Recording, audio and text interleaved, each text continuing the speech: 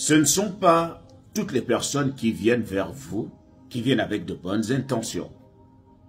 Toutes les personnes qui sont attirées par vous ne viennent pas pour vous faire du bien. Il faudrait que vous le sachiez.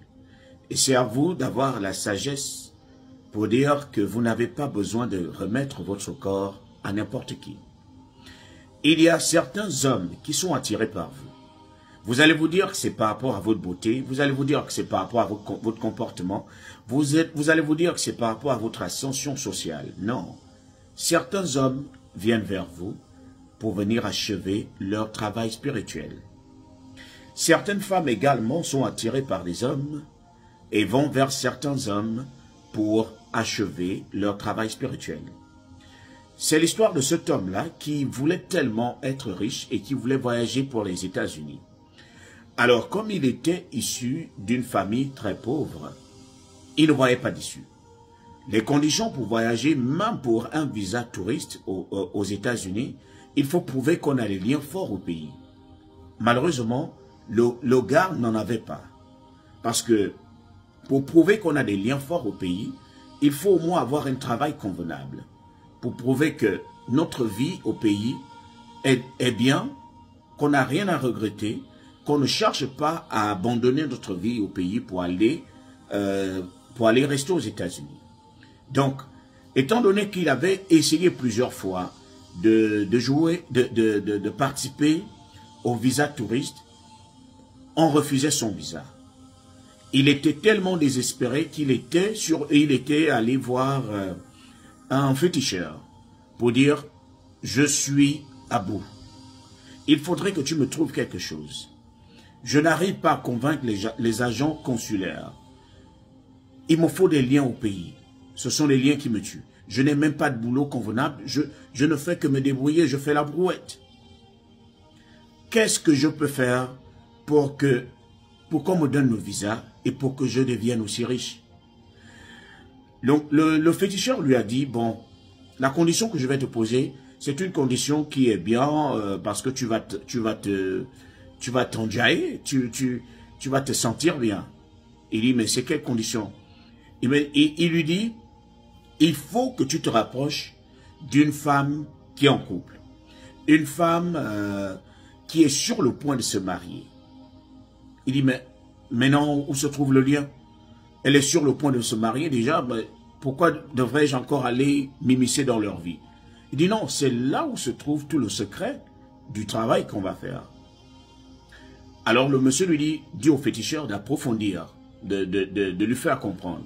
Et le féticheur lui dit, bon, faudrait que tu te trouves une femme qui est sur le point de se marier. Il faudrait que tu la séduises à fond, utilise toutes les tactiques. Il faudrait que tu la charmes jusqu'à ce qu'elle soit vraiment convaincue que tu es le meilleur étalon. Qu'elle soit convaincue qu'avec toi, elle peut aller au 7e ciel. Elle peut tout faire avec toi. Elle peut avoir son avenir avec toi. Mais le monsieur lui dit au féticheur, mais pour séduire une femme, on a besoin de moyens. Pour séduire une femme, on a besoin de lui montrer que notre avenir est déjà calé. Chose que moi, je n'ai pas. Le féticheur lui dit non.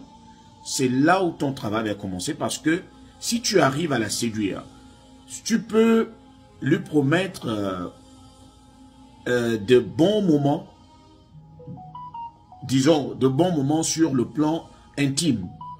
Parce que peut-être que tu vas tomber sur une femme qui est sur le point de se marier, mais qui n'est pas heureuse dans la chambre. Chose que toi, tu sauras faire. Et si tu arrives à aller en intimité avec elle, ton secret sera donné. Tu seras satisfait. Parce que c'est là où se trouve toute la magie. Alors, le gars a compris le jeu et il s'est dit, il faudrait qu'il se cherche une femme qui est sur le point de se marier. Et il tomba sur une voisine dans le quartier qui avait son amant, qui avait son ami. Et les deux planifiaient de se marier. Il a commencé à courtiser la voisine petit à petit. Tous les jours, il faisait tout ce que la voisine voulait. C'est-à-dire, il faisait tout ce que le mari oubliait de faire. Disons, le futur mari. tout ce qu'il y avait comme ouverture, c'est lui qui remplissait. S'il fallait envoyer des fleurs, il envoyait. Sur le plan physique, le gars était présent, il envoyait des messages à tout moment, il appelait. Et la femme a commencé à s'intéresser parce que il faut dire que l'homme n'était pas beaucoup présent, l'homme travaillait parce qu'il était en train de préparer le mariage, donc il avait très peu de temps pour sa femme. Et la femme a trouvé ce moyen-là de s'évader sur le plan spirituel, c'est-à-dire sur le plan émotionnel. Elle acceptait les appels de son voisin de temps en temps. Elle discutait, elle passait plus de temps avec ce voisin-là qui lui promettait des meilleurs moments dans la chambre. La femme étant très intéressée, la femme était même décidée à aller avec cet homme-là bien avant le mariage. Mais la condition que le féticheur avait donnée à cet homme, c'est de ne jamais aller en intimité avec cette femme bien avant le jour du mariage.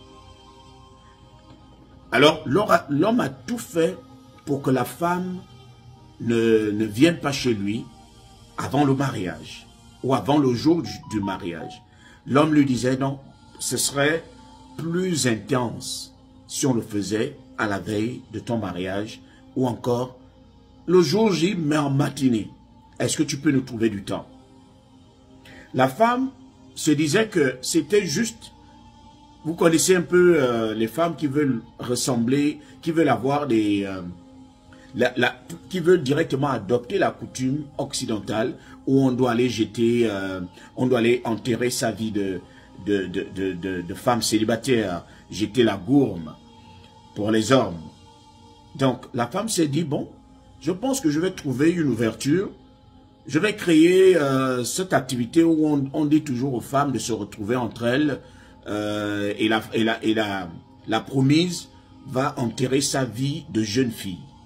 Et je vais profiter de cette ouverture-là parce que mon homme ne sera pas là, je serai entre amis et je vais directement faire cette escapade-là. L'homme a dit ok. Alors, les deux se sont retrouvés juste à la veille du mariage et ils ont fait l'acte. L'homme avait déjà satisfait sa condition. Et la dernière partie, lorsqu'il allait voir le féticheur lui a dit, la dernière partie va être la partie la plus intéressante et la partie qui doit emmener le choc. Il faudrait que son mari soit au courant. Imaginez-vous, l'homme a tout fait. La femme s'est dit que c'était seulement un dernier crochet, qu'elle allait rentrer dans le mariage et qu'elle n'allait plus jamais faire ce genre de choses. Elle voulait seulement ressentir certaines sensations qui lui avaient été promises par le voisin. Et elle a été satisfaite dans ce domaine-là. Mais elle ne savait pas qu'en allant satisfaire ses désirs, elle allait perdre le cours de sa vie.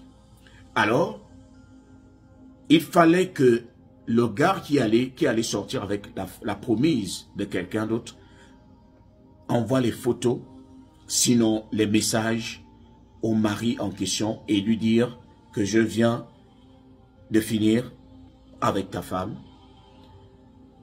J'étais là dans l'ombre. Parce qu'il fallait qu'il envoie des messages et qu'il envoie des preuves qu'il a réellement connu intimement cette femme pour que ça choque le mari. Et c'était le choc-là que le féticheur recherchait pour que l'autre qui allait chercher sa vie progresse sur le plan social, qu'il arrive à avoir son juju pour aller convaincre les agents consulaires pour venir ici aux États-Unis. Donc, ce ne sont pas toutes les personnes qui viennent vers vous, qui vous promettent monts et merveilles, qui veulent votre bien. Vous ne savez pas qui vient achever son travail spirituel sur vous. Ne vous dites pas que c'est parce que vous êtes tellement belle que vous attirez tout le monde. Ne vous dites pas que c'est parce que vous êtes tellement beau que vous attirez tout le monde et que tout le monde vous veut du bien. Non, les gens viennent aussi puiser chez vous et vous allez voir comment votre cours de vie va changer. Donc, faites très très attention à qui vous laissez entrer dans votre dernier périmètre. C'était le général.